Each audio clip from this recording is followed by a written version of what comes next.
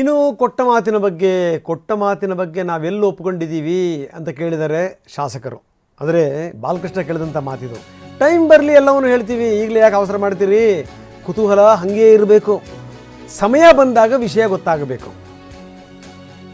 High command ಬಳಿ C M ಮಾಡಿ ಅಂತ ಕೇಳಿದವರೆಲ್ಲ ಸಿ ಎಂ ಆಗೋಕ್ಕೆ ಸಾಧ್ಯನಾ? ಇಲ್ಲ. ಹೈಕಮಾಂಡ್ ಮಾಡಬೇಕಲ್ಲ. ಈ ಪ್ರಶ್ನೆನೂ ಕೂಡ ಬಾಲಕೃಷ್ಣ ಹಾಕಿದ್ದಾರೆ. ಸಮಯ ಬಂದಾಗ ಎಲ್ಲ ಹೇಳ್ತೀವಿ ಅಂದಿದ್ದಾರೆ ಬಾಲಕೃಷ್ಣ. ಕ್ರಾಂತಿ ಯಾಕ್ರಿ? ನಾವೆಲ್ಲ ಒಪ್ಕೊಂಡು 2028 ಗಡಿ ಆಯ್ತಾ ನೀವು ಕ್ರಾಂತಿ ಅಂತಿದ್ದೀರಾ? ನೀವು ಪರ್ಮನೆಂಟ್ ಆಗಿ ಶಮನ ಆಗಿದೆ. ನೀವು ಯಾಕೆ ತಾತ್ಕಾಲಿಕ ಅಂತ ಯಾಕೆ ಹೇಳ್ತೀರಾ?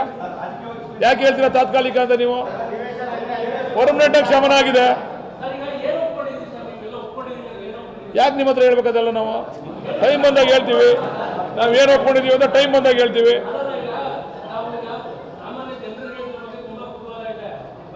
ಹಂಗೆ ಇರಬೇಕು ಕುತೂಹಲ. ಯಾವಾಗಲೂ ಕುತೂಹಲವಾಗಿ ಉಳ್ಕೋಬೇಕು. ಅಥವಾ ಟೈಮ್ ಬಂದಾಗ ಅದು ಕುತೂಹಲ ಬಗೆಹರಿಸ್ತೀವಿ. ಕ್ರಾಂತಿ ಯಾಕ್ರಿ? ನಾವೆಲ್ಲ ಒಪ್ಕೊಂಡು 2028 ಗಡಿ ಆಯ್ತಾ ನೀವು ಕ್ರಾಂತಿ ಅಂತಿದ್ದೀರಾ? ನೀವು ಪರ್ಮನೆಂಟ್ ಆಗಿ ಶಮನ ಆಗಿದೆ. ನೀವು ಯಾಕೆ ತಾತ್ಕಾಲಿಕ ಅಂತ ಯಾಕೆ ಹೇಳ್ತೀರಾ? ತಾತ್ಕಾಲಿಕ ಅಂತ? ನೀವು ಪರ್ಮನೆಂಟ್ ಆಗಿ ಶಮನ ಆಗಿದೆ. ಸೊ ಇದು ಬಾಲಕೃಷ್ಣ ಅವರ ಮಾತು. ಇನ್ನು ಈ ದೇವೇಗೌಡರು ಯಾವ ರೀತಿ ಮೇಲಕ್ಕೆ ಬಂದರು, ಸಿ ಎಂ ಆದರು ಅನ್ನೋದ್ರ ಬಗ್ಗೆ ಬಾಲಕೃಷ್ಣ ಹೇಳಿದ್ದಾರೆ. ಸ್ವಾಮೀಜಿಗಳ ಹೋರಾಟದಿಂದ ದೇವೇಗೌಡರು ಸಿ ಎಂ ಆದರು. ಕುಮಾರಸ್ವಾಮಿ ಏನು ತಿರುಗೇಟನ್ನು ಕೊಟ್ಟಿದ್ದಾರಲ್ಲ, ಕುಮಾರಸ್ವಾಮಿ ಏನು ಮಾತಾಡಿದ್ರಲ್ಲ ಸ್ವಾಮೀಜಿ ಬಗ್ಗೆ, ಡಿ ಕೆ ಪರವ ಮಾತಾಡಿದ್ರು ಅನ್ನೋದಕ್ಕೋಸ್ಕರ ಕುಮಾರಸ್ವಾಮಿ ಗರಂ ಆಗಿದ್ರು. ಅದಕ್ಕೆ ಬಾಲಕೃಷ್ಣ ಹೇಳಿದ್ದಾರೆ, ದೇವೇಗೌಡರು ಮುಖ್ಯಮಂತ್ರಿ ಆಗಲಿ ಅಂತ ಸ್ವಾಮಿಗಳು ಹೋರಾಟ ಮಾಡಿದರು. ಅಂಥ ಆಶೀರ್ವಾದ ಕುಮಾರಸ್ವಾಮಿಗೆ ಬೇಡವಾ ಅಂತ ಕೇಳಿದ್ದಾರೆ ಬಾಲಕೃಷ್ಣ. ನಾನು ಹೊಸದಾಗಿ ರಾಜಕೀಯಕ್ಕೆ ಎಂಟ್ರಿ ಆಯ್ತಾ ಇದೆ. 94 ಒಂದು ಚಿನ್ನಪ್ಪ ರೆಡ್ಡಿ ಆಯೋಗ ಅಂತ ಮಾಡಿ ಒಂದು ಹೋರಾಟ ಆಯಿತು ದೊಡ್ಡದು. ಯಾರು?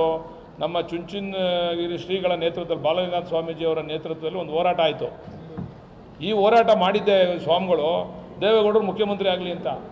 ಆ ಹೋರಾಟದ ಫಲನೇ ದೇವೇಗೌಡರು ಮುಖ್ಯಮಂತ್ರಿ ಆಗಿದ್ದು. ನಾನು ಅವಾಗ ಇನ್ನೂ ಕೂಡ ಎಂಟ್ರಿ ಆಗಿದ್ದೆ. ನಾನು ಅವತ್ತು BJP-ನಲ್ಲಿ ಶಾಸಕನಾಗಿ ಗೆದ್ದೆ. ನಾನು ಆವಾಗ ದೇವೇಗೌಡರು ಕೂಡ ಸಭೆಯಲ್ಲಿ ಬಂದು ಭಾಗವಹಿಸಿದ್ರು. ಸುಮ್ಮನೆ ಈ ಥರ ಎಲ್ಲ ಚಿಲ್ಲರೆ ಸ್ಟೇಟ್ಮೆಂಟ್ಗಳನ್ನ ಕೊಡೋದನ್ನ ದಯಮಾಡಿ ಅವ್ರಿಗೆ ಬಿಡಬೇಕು ಅಂತ ಮನವಿ ಮಾಡ್ತೀವಿ. ಯಾರಿಗೋ ಯಾರಿಗೆ ಯೋಗ ಆಯಿತೋ, ಯಾವ ಸ್ವಾಮೀಜಿಗಳು ಯಾರು ಪರವಾಗಿ ಬ್ಯಾಟಿಂಗ್ ಮಾಡ್ತಾರೋ, ಇನ್ನೊಂದು ಹೇಳ್ತಾರೋ, ಅವ್ರವ್ರ ಆಶೀರ್ವಾದ ಮಾಡ್ತಾರೆ.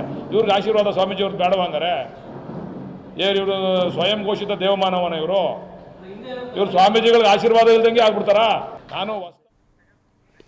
ನೋಡಿ ಸ್ವಾಮೀಜಿಗಳದ್ದು ಎಂಥ ಸ್ಥಿತಿ. ಹಿಂದೆ ಕುಮಾರಸ್ವಾಮಿಗೆ ಏನಾದರೂ ಅನ್ಯಾಯ ಆಗ್ತಿದೆ ಅನ್ನುವಂಥ ಸಂದರ್ಭದಲ್ಲಿ ಯಾವುದೇ ಕಾರಣಕ್ಕೂ ಕುಮಾರಸ್ವಾಮಿಯವ್ರನ್ನ ಇಳಿಸುವಂಥ ಪ್ರಯತ್ನಗಳಾಗಬಾರ್ದು ಅಂತ ಸ್ವಾಮೀಜಿ ಹೇಳಿದರು. ಆ ಸಂದರ್ಭದಲ್ಲಿ ಎಲ್ಲವೂ ಕೂಡ ಇಂಪಾಗಿತ್ತು, ತಂಪಾಗಿತ್ತು. ಈಗ ಸರಿ ಹೋಗಲ್ಲ. ಯಾಕಂದರೆ ಈಗ ಡಿ ಕೆ ಮುಖ್ಯಮಂತ್ರಿ ಆಗಲಿ ಅಂತಂದ್ರಲ್ಲ ಅದು. ಹಿಂದೆ ಡಿ ಕೆ ಅವರು ಕೂಡ ಟೀಕೆ ಮಾಡಿದ್ದಿದೆ ಸ್ವಾಮಿಗಳನ್ನು. ಇದೇನು ಹೊಸದೇನೂ ಅಲ್ಲ. ಸ್ವಾಮೀಜಿಗಳದ್ದು ಪಾಪ ಎಂಥ ಸ್ಥಿತಿ ಅಂತಂತಂದರೆ, ಅವರು ಮಧ್ಯಪ್ರವೇಶ ಮಾಡಿ ಇವರ ಪರವಾಗಿ ವಕಾಲತ್ತು ವಹಿಸಿ ಆಮೇಲೆ ಅನಿಸ್ಕೋಬೇಕು.